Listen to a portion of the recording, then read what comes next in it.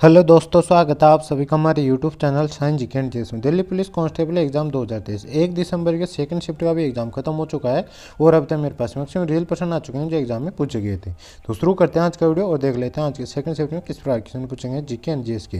लेकिन वीडियो शुरू करने से पहले यदि आप चैनल पर पहली बार आए हो तो चैनल को सब्सक्राइब कर बेल आइकन ऑन कर लो, ताकि मैं जैसे ही नेक्स्ट शिफ्ट का एग्जाम खत्म होगा और उसका एनालिसिस लेके आऊँगा तो उसका नोटिफिकेशन आप तक पहुँच जाएगा और आप सबसे पहले उस वीडियो को देख सकेंगे। और यदि आपको इसका पीडीएफ चाहिए तो आपको डिस्क्रिप्शन टेलीग्राम चैनल का लिंक मिल जाएगा, आप उसको ज्वाइन कर लीजिए, उस पर आपको उसका पीडीएफ भी मिल जाएगा। मैंने फर्स्ट शिफ्ट का एनालिसिस करवा दिया है और उसका पीडीएफ भी टेलीग्राम पर शेयर कर दिया है। यदि आप उसको पढ़ना चाहते हो तो टेलीग्राम चैनल को जाकर ज्वाइन कर लो और आप उस पर मतलब पीडीएफ हर शिफ्टों का पढ़ सकते हो। तो गाइस शुरू करते हैं आज का वीडियो और देख लेते हैं आज के सेकंड शिफ्ट के क्वेश्चन किस प्रकार के पूछे गए हैं। तो फर्स्ट क्वेश्चन जो सेकंड शिफ्ट में पूछा गया था, भारतीय संविधान के अनुच्छेद 170 में क्या प्रावधान है? तो किसी राज्य की विधानसभा 500 से ज़्यादा और 60 से कम सदस्य नहीं होंगे, ये प्रावधान है। तो ये इसका राइट आंसर हो जाएगी। सो नेक्स्ट क्वेश्चन है, भांगड़ा किस राज्य का लोक नृत्य है? तो पंजाब का, पंजाब इसका राइट आंसर हो जाएगा। भांगड़ा पंजाब के माझा क्षेत्र के सियालकोट में होने वाला भारतीय उपमहाद्वीप का पारंपरिक नृत्य है। यह नृत्य मुख्य रूप से फसल उत्सव वैसाखी से जुड़ा है और पुरुषों द्वारा किया जाने वाला नृत्य और पुरुष और महिलाओं के बीच एक सामूहिक नृत्य को भांगड़ा कहा जाता है। तो इफेक्टिव आपको ध्यान रखना। इसमें नेक्स्ट क्वेश्चन पूछा गया था, अस्पृश्यता किस अनुच्छेद के अंतर्गत आती है? तो अनुच्छेद 17 के अंतर्गत आती है। तो अनुच्छेद 17 इसका राइट आंसर हो जाएगा। आज के फर्स्ट सेट में पूछा गया था कि उपाध्याय किस अनुच्छेद के अंतर्गत आती है और सेकंड में पूछ लिया गया कि अस्पृश्यता किस अनुच्छेद के अंतर्गत आती है।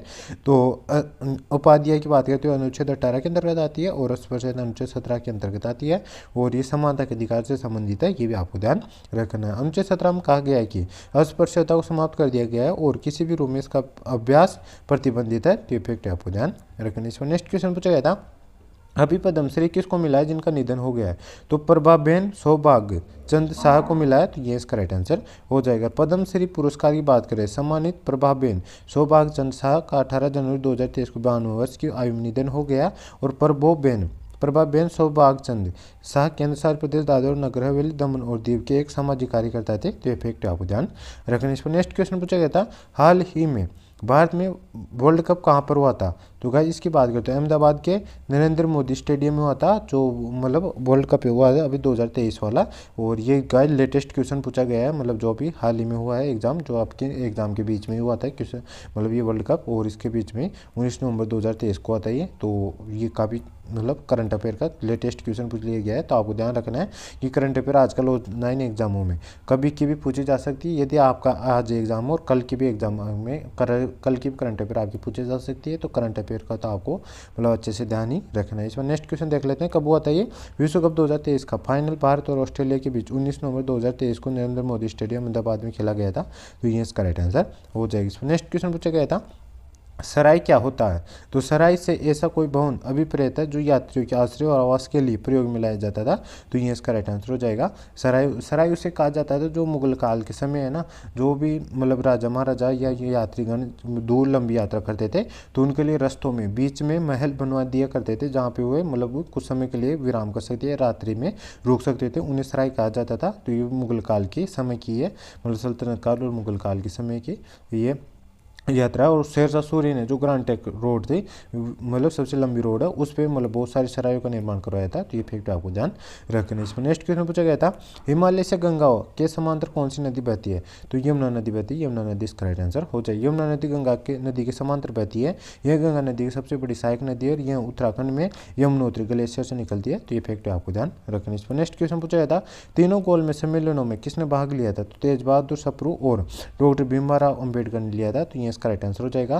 तेज बहादुर और डॉक्टर भीमराव अम्बेडकर तीन गोल सम्मेलन में भाग लिए थे। तेज बहादुर ने तीन गोल सम्मेलन में हिस्सा लिया था। ये फैक्ट आपको ध्यान रखना। इसमें नेक्स्ट क्वेश्चन पूछा गया था, यूरेनियम 235 का नाभिकीय रिएक्टर रहता है जो कहाँ संतुलित रहता है? तो यूरेनियम 235 प्राकृतिक यूरेनियम पाए जाने वाले एकमात्र मौजूदा खंड यह नाभिक है जिसका उपयोग रिएक्टरों में परमाणु ईंधन के रूप में परमाणु हथियार के लिए विस्फोटक के रूप में किया जाता है। और यह बहुत दुर्बल समस्थानिक है जो प्राकृतिक यूरेनियम 0.76% की सांद्रता में मौजूद होता है। इस प्रकार यह एक अत्यधिक सामरिक और प्रतिष्ठित सामग्री होती है। तो इस प्रकार का कोई क्वेश्चन पूछा गया था, पूरा क्वेश्चन मुझे नहीं मिला है और इसका राइट आंसर भी मुझे नहीं मिल पाया। ये मतलब एक विस्फोटक पदार्थ होता है जिसका मतलब जो परमाणु हथियार रहता है उनमें इसको प्रयोग किया जाता है। बस इतना ही इसको मतलब ऑप्शन के अनुसार आपको सही करना था, या आप क्वेश्चन क्या दे रहा था उसके अनुसार इसको आप हल कर सकते थे। इसमें नेक्स्ट क्वेश्चन पूछा गया था सितारा देवी किससे संबंधित थी? कथक नृत्य से संबंधित, कथक इसका राइट आंसर हो जाएगा। सितारा देवी एक प्रसिद्ध भारतीय कथक नृत्यांगना थी। वह पद्मश्री, संगीत नाटक अकादमी पुरस्कार, नृत्य निपुण और कालिदास सम्मान की प्राप्तकर्ता थी। और सितारा देवी भारतीय प्रसिद्ध शास्त्रीय नृत्यक नृत्यांगना थी जिनका जन्म 1920 में कोलकाता में महान भारतीय त्योहार दिवाली का दिन हुआ था। तो इफेक्ट आपको ध्यान रखने। इस पर नेक्स्ट क्वेश्चन पूछा जाता है हरिसेन किसके काल के थे? तो गुप्त सम्राट समुद्रगुप्त के इस काल के थे, तो समुद्रगुप्त इसका राइट आंसर हो जाएगा। और हरिसेन गुप्त शर्मा समुद्रगुप्त के दरबारी कवि थे। हरिसेन 14वीं शताब्दी के संस्कृत कवि, राजनीतिक और सरकार के मंत्री थे। तो इफेक्ट आपको ध्यान रखने। इस पर नेक्स्ट क्वेश्चन पूछा गया था केंद्र और राज्यों के बीच विधायी संबंधों का उल्लेख भारतीय संविधान के किस अनुच्छेद में किया गया है? तो अनुच्छेद 245 में किया गया। अनुच्छेद 245 इसका राइट आंसर हो जाएगा। भाग कौन सा? भाग 9 है, ये फैक्ट भाग 11 है, ये फैक्ट आपको ध्यान रखने। इस पर नेक्स्ट क्वेश्चन पूछा गया था 2023 क्रिकेट विश्व कप की मेजबानी किसने की थी? तो इंडिया ने की थी। इंडिया इसका राइट आंसर हो जाएगा। भारत 2023 क्रिकेट विश्व कप की मेजबानी की है। 2023 आईसीसी पुरुष क्रिकेट विश्व कप 13वां संस्करण था जिसकी मेजबानी अक्टूबर और नवंबर 2023 के दौरान भारत द्वारा की गई थी। तो इफेक्ट आपको ध्यान रखना है। इस प्रकार 2 क्वेश्चन पूछे गए थे। क्या आपको कमेंट बॉक्स में कन्फर्म करना है कि 2 क्वेश्चन पूछे गए थे इसी प्रकार के, मतलब एक तो जो कहाँ पर आयोजित किया गया था और ये इसकी मेजबानी किसने की थी। दोनों अलग अलग क्वेश्चन पूछे गए थे, एक में पूछा गया था। तो आपको इन दोनों क्वेश्चनों को कन्फर्म कर देना है। मैंने आपको अलग अलग इनका आंसर बता दिया है। इसमें नेक्स्ट क्वेश्चन पूछा गया था शुद्ध अप्रत्यक्ष कर निकालने का बोला था, मतलब इस पर आपको क्वेश्चन आया था, मतलब पूछा गया था। तो भारत में अप्रत्यक्ष करों के कुछ उदाहरण है माल एवं सेवा कर, सीमा शुल्क, सेवा कर, उत्पाद शुल्क, ये सभी आते हैं। वेट अप्रत्यक्ष वस्तु और सेवा पर लगाए जाते हैं। इनकी गणना उपभोग लेन देन मूल्यों के आधार पर की जाती है। तो ये शुद्ध अप्रत्यक्ष कर होता है। तो ये इसका राइट आंसर हो जाए। इसमें नेक्स्ट क्वेश्चन है गैल्वेनीकरण किस बैक्टीरिया से होता है? तो क्लोस्ट्रीडियम पर प्रिंगेंस इससे होता है ये गैल्वेनीकरण। और ये लोहे पर जिंक की परत चढ़ाने की प्रक्रिया होती है गैल्वेनीकरण। तो ये इस बैक्टीरिया से होता है क्लोस्ट्रीडियम पर फिरिगेंस, इस बैक्टीरिया से होता है। तो ये इसका राइट आंसर हो जाएगा। यहाँ पर यह लोहे को जंग से लगाने से बचती है और गैल्वेनीकरण में जिंक लोहे पर एक अवरोधक की तरह काम करता है। तो इफेक्ट आपको ध्यान रखने। इस पर नेक्स्ट क्वेश्चन है भारतीय संविधान के अनुच्छेद 51 से अनुच्छेद 36 तक किससे संबंधित है? तो राज्य के नीति निर्देशक तत्वों से संबंधित है। तो ये इसका राइट आंसर हो जाएगा। और ये भारतीय संविधान के भाग 4 अनुच्छेद 36 से 51 राज्य के नीति निर्देशक तत्वों से संबंधित है, DPSP से।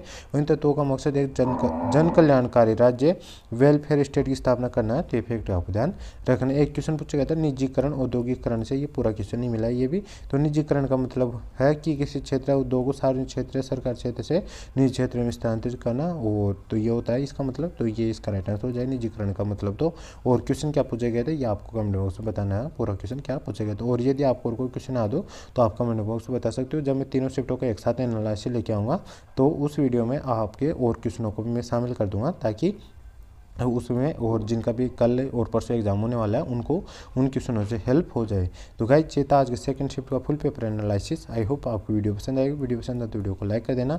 चैनल पहली बार है चैनल सब्सक्राइब कर बेल आइकन ऑन कर लेना, ताकि मैं जैसे नेक्स्ट शिफ्ट का एनालिसिस लेके आऊँगा तो उसका नोटिफिकेशन आप तक पहुँच जाएगा और आप सबसे पहले उस वीडियो को देख सकेंगे। तो गाइस मिलते हैं नेक्स्ट वीडियो में, तब तक के लिए जय हिंद जय भारत। और आपको यदि इसका PDF चाहिए तो मैंने डिस्क्रिप्शन टेलीग्राम चैनल का लिंक दे रखा है, आप उसको ज्वाइन कर लीजिए, उस पर आपको उसका PDF भी मिल जाएगा। तो गाइस मिलते हैं नेक्स्ट वीडियो में, तब तक के लिए जय हिंद जय भारत।